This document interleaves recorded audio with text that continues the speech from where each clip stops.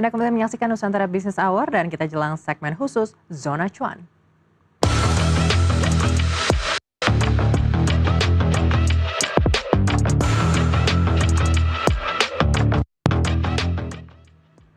Di tengah isu daya beli yang masih menjadi perhatian, konsumsi rumah tangga tetap menjadi penopang utama pertumbuhan ekonomi Indonesia. Menariknya, di tengah konsumen yang semakin selektif, industri kecantikan justru masih mencatat pertumbuhan yang kuat.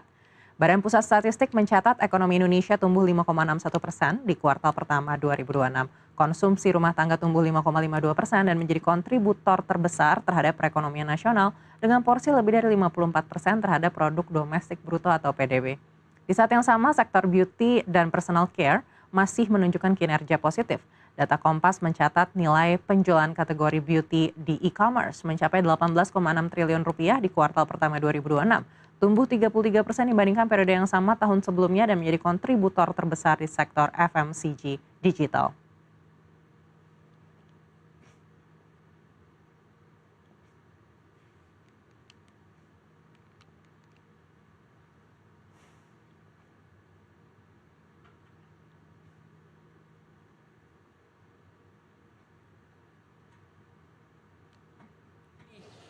Di tengah tantangan daya beli masyarakat yang masih menjadi perhatian, sejumlah brand menyatakan susah untuk mendapatkan untung dari bisnisnya.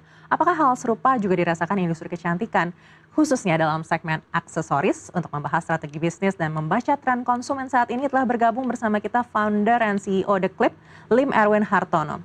Pak Erwin, selamat datang di Zona Cuan, apa kabar? Thank you. Ya, baik. Baik, Pak Erwin, kalau kita lihat mulai dari rupiah yang melemah, lalu juga geopolitik ini yang membuat komoditas harganya juga sangat volatil sekali. Ini kan banyak mempengaruhi bisnis-bisnis yang bahan bakunya dari impor. Kalau Bapak sendiri, apakah sudah melihat ada perubahan, khususnya di The Clip? Kalau dari kita sendiri yang pastinya kita ada dua sisi, bahwa yang pertama bahan baku, walaupun kita produksi lokal ya, diproduksi di Indonesia, tapi bahan bakunya kan sebagian itu masih impor. Nah tentunya impor itu ya dolar itu masih berpengaruh gitu.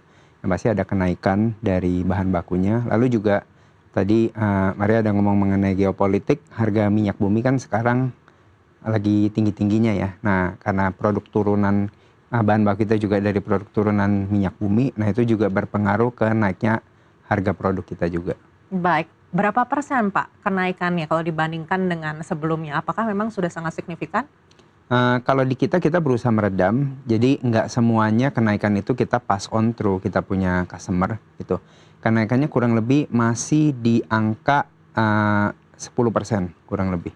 10%. Ya. Lalu strategi Bapak seperti apa nih agar tidak membebankan ini ke konsumen? Apakah artinya ada efisiensi yang juga cukup signifikan? Kalau dari kita bagaimana strategi kita adalah ya tadi aku ngomong bahwa kita nggak pass on semuanya dari kenaikan bahan baku itu ke konsumen. Kita coba serap sebagian sehingga konsumen kita juga bisa menerima produk kita. Lalu kenaikannya juga kita naikkan bertahap juga. Jadi nggak langsung serta-merta naiknya kenceng juga gitu. Apakah ada langkah-langkah efisiensi yang juga sudah dilakukan? Salah satunya mungkin mengurangi pegawai misalnya? Nah strangely sekarang kita itu malah lagi actively recruiting sih sebenarnya. Karena sebelum ada ini kita punya demand tuh lagi tinggi-tingginya. Jadi we are not efficiency. Kita nggak lagi bikin kita punya bisnis efisiensi. Malah kita looking to expand our businesses. Kita lagi hiring banyak talent juga, banyak SDM juga, terutama yang bisa bantu expand kita di e-commerce juga saat ini. Baik, artinya tidak ada masalah dari daya beli domestik sendiri begitu. Justru masalahnya sebenarnya sekarang dari segi supply-nya. Kalau ngomong daya beli masyarakat pasti ada. Cuman kan we are in the business for the long term kan. Kalau menurut aku apa yang terjadi saat ini kan is a short term thing. Ini adalah masalah jangka pendek. Kayak dolar kemarin kan tiba-tiba naik. Tapi ketika BI rate udah naik jadi 5,5%, dolar kan berhenti naik gitu. Jadi our government juga ya they will do something. Mereka akan melakukan sesuatu lah gitu. Dan kalau kitanya ngelihat bahwa, kalau aku selalu ngelihat there's a big pie. Walaupun saat ini ada pengetatan daya beli, karena kita di industri ini kalau dari founder perusahaan sendiri udah 43 tahun kan, jadi we've been to lots of ups and down gitu loh. Nah, Indonesia marketnya masih besar gitu. Ya saat ini kalau ada volatility wajar menurut aku gitu. ya kita tetap berusaha untuk ekspansi. Kalau dari Baik, sudah 43 tahun di dunia beauty accessory ini ya. Lalu kalau belajar dari pengalaman sebelumnya, kita juga tahu dolar pernah tinggi sekali juga di tahun 98. Strategi apa yang waktu itu digunakan oleh perusahaan? Apalagi kalau melihat dari selisihnya begitu, butuh 3 bulan sampai akhirnya bisa kembali lagi ke level 7.000 di tahun 98 itu begitu. Artinya kalau memang kita sekarang sudah di 17.900-an, mungkin beberapa bulan lagi ke depan keadaan masih relatif seperti ini. Ya, sebenarnya kalau ya salah satu sih pasti banyak berdoa ya supaya dolarnya jangan naik lagi. Tapi sebenarnya orang kan sering membandingkan kondisi saat ini dengan 98.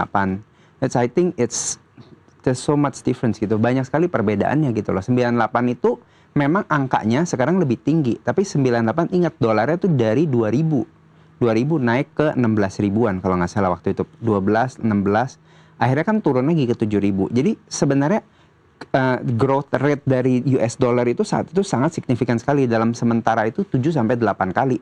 Sedangkan sekarang ini kenaikannya kalau kita mau jujur dari awal tahun sampai sekarang itu kurang lebih di 10%.